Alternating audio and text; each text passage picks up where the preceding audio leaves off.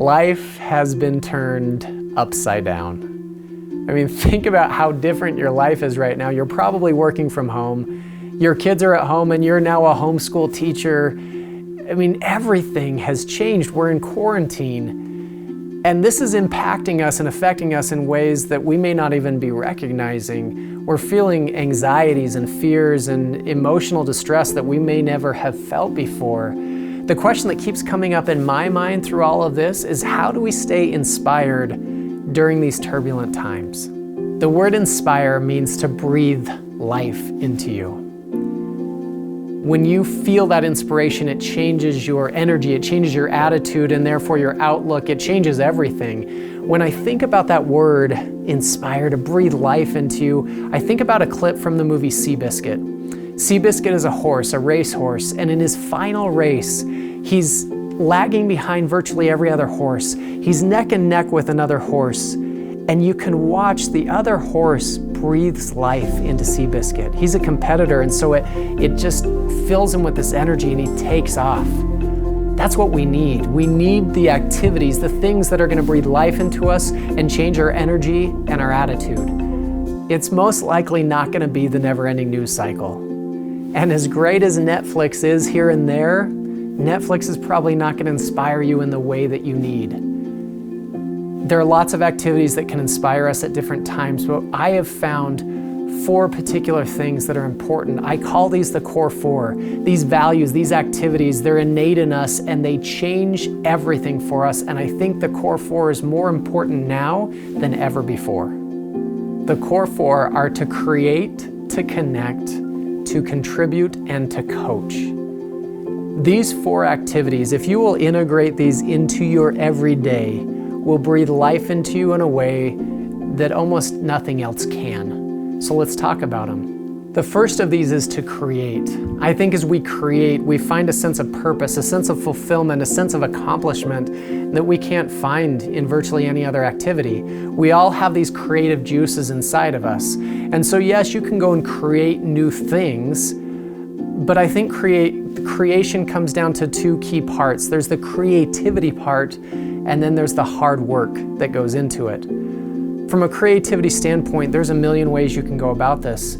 I've seen people who have found joy in coloring over the last couple of weeks. That's a creative process. Or kids who have pulled out Legos and started to create. Those are great things. In my house, I have 2 boys who compete in American Ninja Warrior.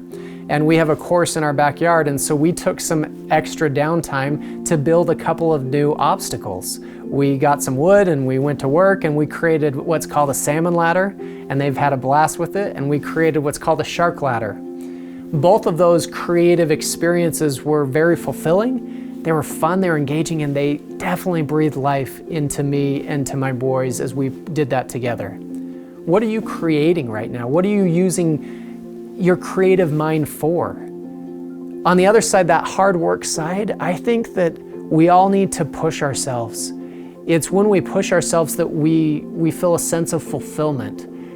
That hard work could come in just getting out and physically exercising, move yourself.